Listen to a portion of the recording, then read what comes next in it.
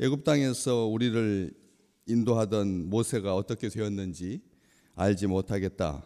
불안하고 죽었다고 생각하고, 그래서 이스라엘 백성들이 아론에게 우리를 인도할 신들을 우리를 위하여서 만들라, 이렇게 요청하고 있는 것이죠. 협박하고 있는 것입니다. 그래서 그들이 송아지를 만들었습니다. 골든 카프, 이 숫송아지를 만들었습니다. 이 숫송아지의 기준은 1년 미만 된 150kg 정도 되는 150kg 정도 되는 그런 사이즈입니다. 150kg이라고 하는 이 기준, 우리가 생각할 때 그냥 송아지 형상 만들 수 있다 이렇게 생각하기 쉽지만, 금으로, 순금으로 150kg이면 천문학적인 금액입니다. 그것을 아주 기꺼이 이스라엘 백성들이 애굽에서 나올 때 하나님께서 붙여주신, 하나님께서 허락하신 그런 재물들을 가지고 이렇게 금송아지를 만들게 됩니다. 그런데 이 구약 성경의 출애굽기에 그들이 금송아지를 만들고 우상을 만들어서 거기에다가 절하고 그렇게 했던 그 기사들을 쭉 보시면 한 군데도 이 금송아지의 신 이름이 나오지 않습니다. 신의 이름이 없이 그냥 금송아지를 만듭니다. 다른 신들은 다 이름이 있거든요. 뭐 바알신, 아세라신, 몰록, 요 밑에도 보시면 43절에 몰록의 장막, 신 레판의 별, 이렇게 그들이 섬기는 장막도 섬기고 그다음에 별도 섬기고, 이런 다 이름을 붙여서 섬깁니다. 그냥 오죽했으면 알지 못하는 신에게도 이름을 알지 못하는 신이다라고 하는 이름을 붙이는 거죠. 우리가 혹시라도 제사를 드리다가 이 빠진 신이 혈기를 부리거나 질투를 느껴서 해를 입히지 아니하도록 신들한테다가 이름을 부여해서 다 이름을 불러주는, 제사 드리는 그런 것이 당연한 건데도 불구하고 이 신은 이름이 없다라고 하는 것이죠. 그런데 이름이 없는 이유가 있습니다.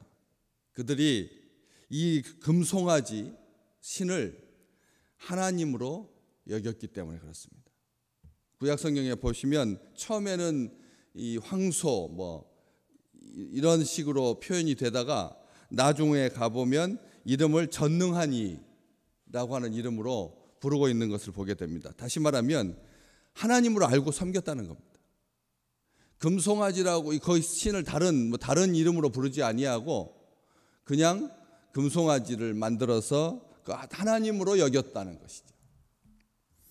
보편적 신앙이었다라고 하는 것을, 이 송아지 숭배가 보편적인 그런 신앙이었다라고 하는 것을 알 수가 있는데, 이집트에서부터 시작되어서 점차 북아프리카, 동아프리카, 전역, 현재의 짐바브웨와 남아프리카로 계속 그 지중해 연안에서 이집트에서 시작된 이 송아지 숭배가 밑으로 아프리카까지 쭉 연결되고 있는 것을 보게 됩니다. 또 지중해의 남쪽 시작하는 그 히타이트에서는 이 황소, 금송아지, 이 신에 대한 이름이 아주 다양하게 나타납니다. 다른 데서는 이름이 없이 나타나는데 히타이트 지역에서는 황소와 관련된 신의 이름들이 아주 다양하게 나타나고 있는 것을 보게 되죠. 그리고 특별하게 페니키아 이 지역에서 전파됐을 때는 이게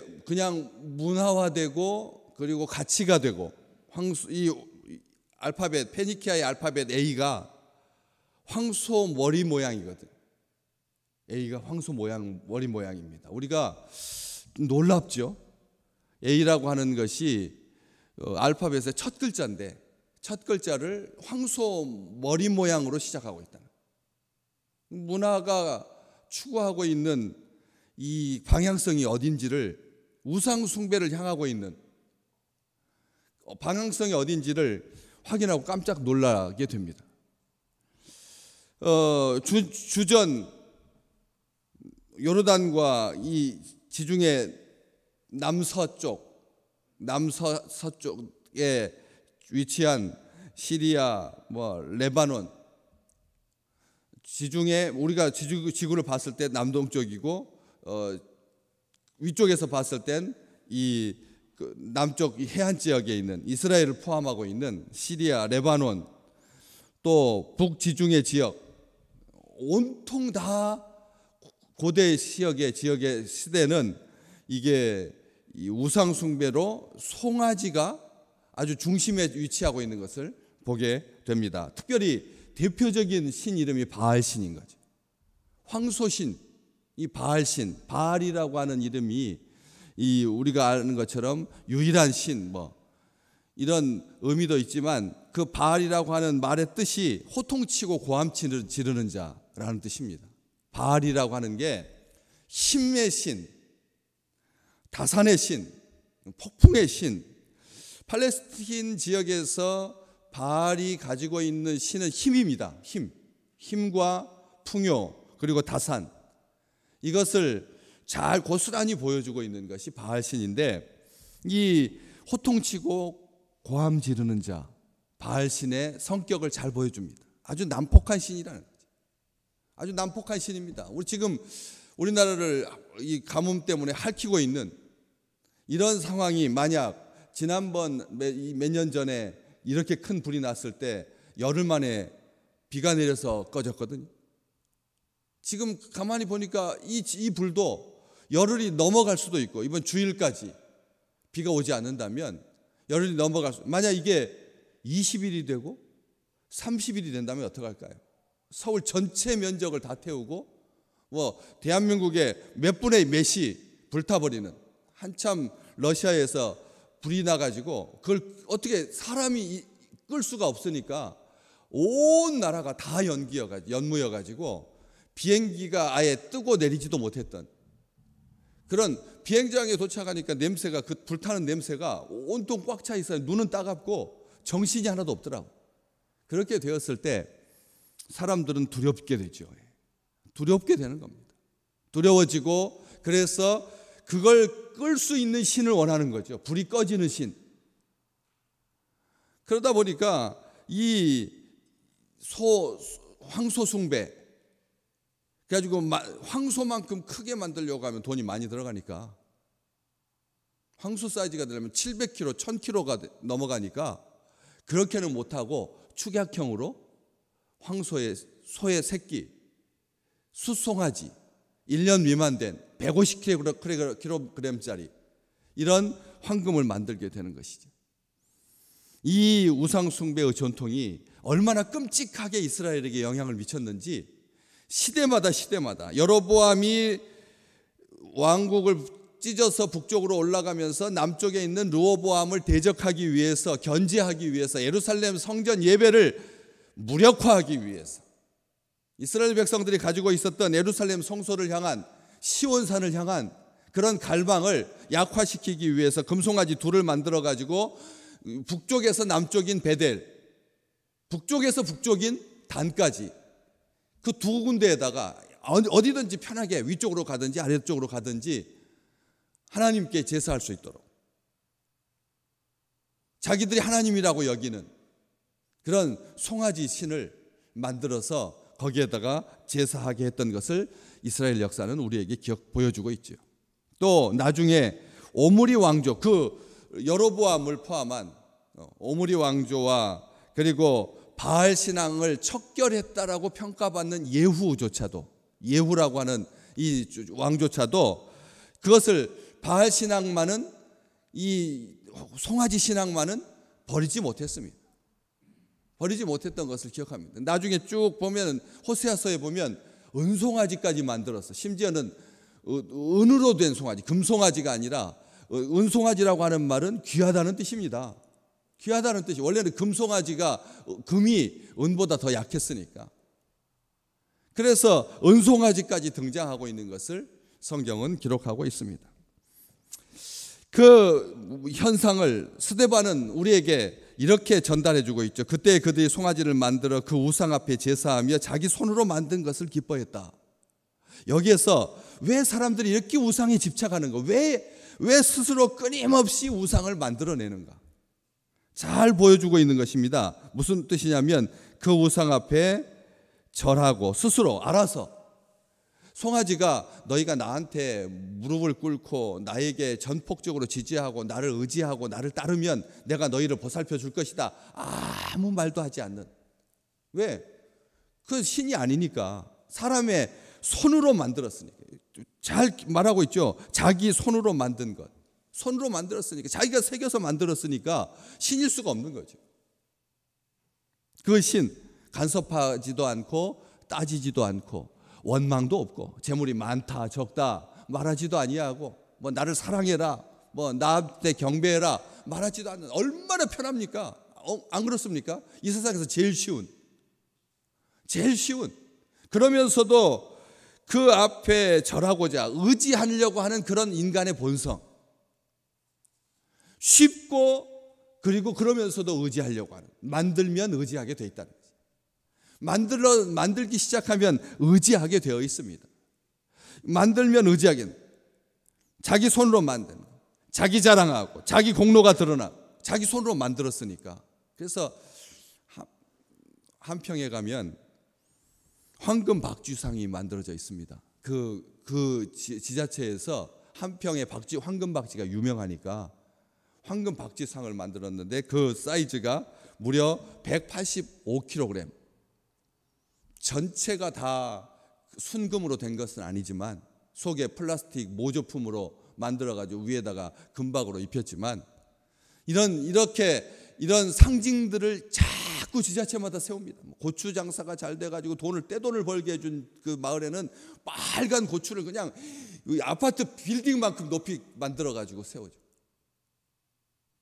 나비를 만들고 산천어를 만들고 막걸리가 잘 되면 막걸리 형상을 만들고 온 나라가 다 형상들을 만들어서 왜 그렇게 가지고 거기에다가 밑에다가 여기에다가 1억 기부하신 분 어때요?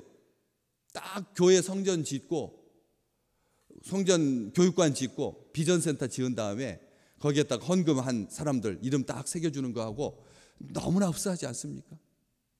그냥 문화적으로 어떤 흐름을 보여주는 게 아니라 우리 인간 본성 깊은 곳에 내재되어 있는 이런 마음들, 의존성인 거죠.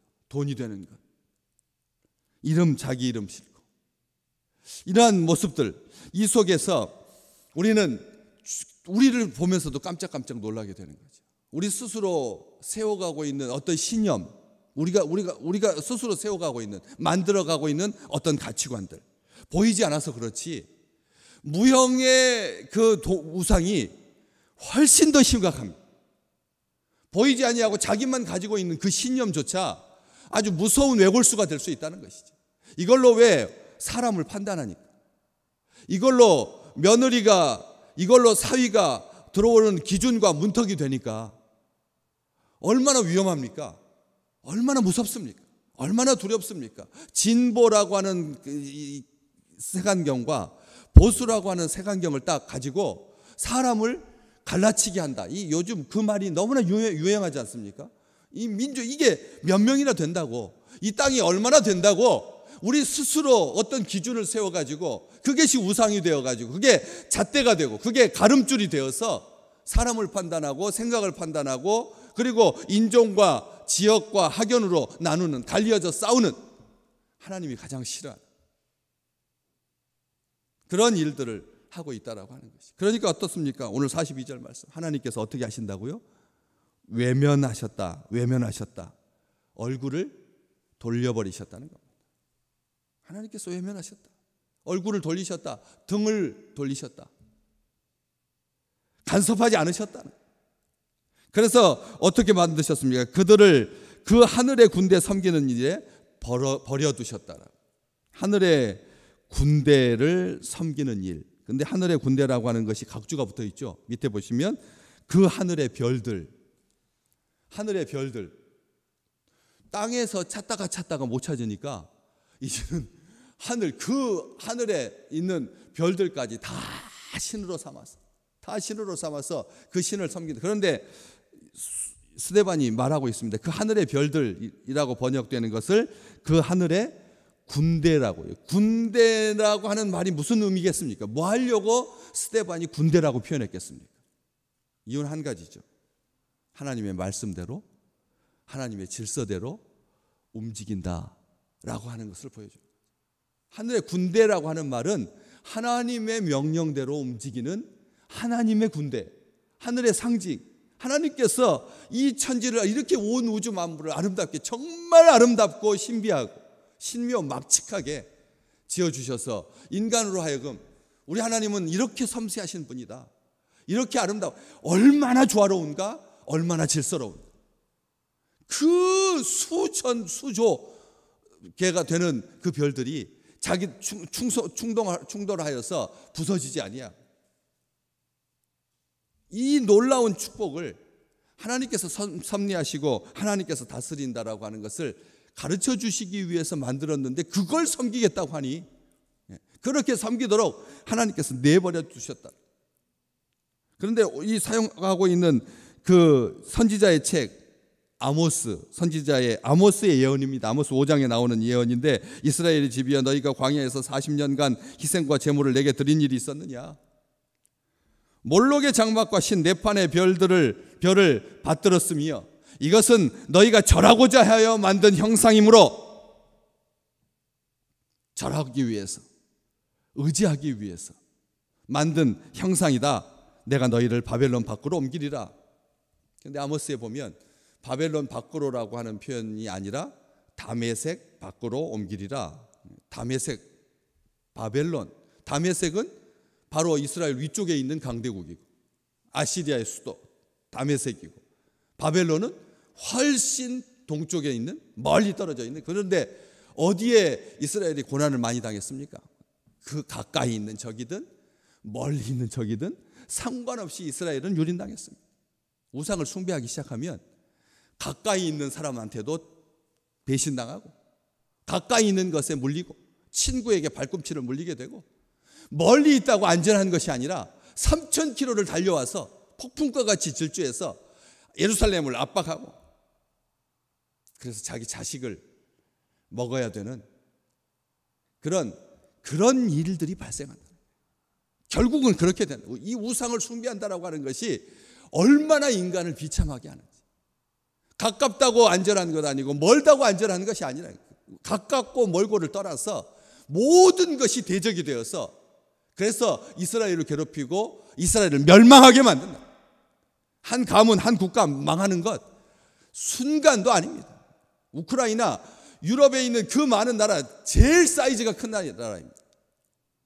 제일 사이즈가 큰 나라입니다. 그 토양이 얼마나 비옥하면 검은색으로 돼 있어가지고, 할머니가 러시아군이 쳐들어왔을 때 전혀 두려워하지 아니하고 그 젊은 병사에게 했던 말이 온통 인터넷에 달고 있죠. 주머니에다 해바라기 씨나 넣어둬라.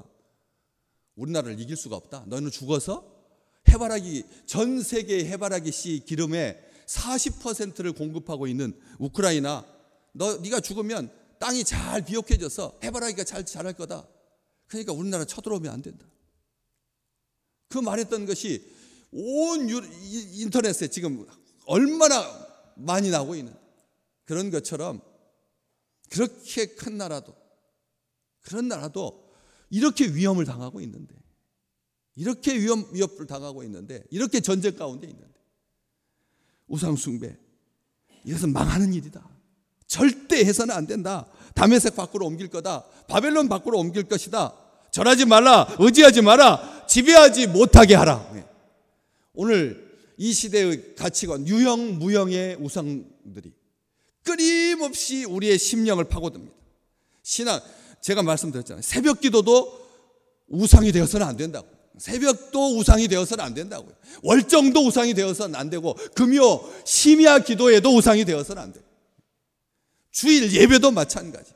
진정 그 예배의 중심에 계신 하나님을 기뻐하는 것이지, 예배를 드리면서 우리 교회 건물도 좋고 그다음에 시설도 좋고 따뜻하고 편안하고 안전하게 방역 잘하고 한 명도 뭐 안 되고 이게 자랑이 되어서는 안 된다라고.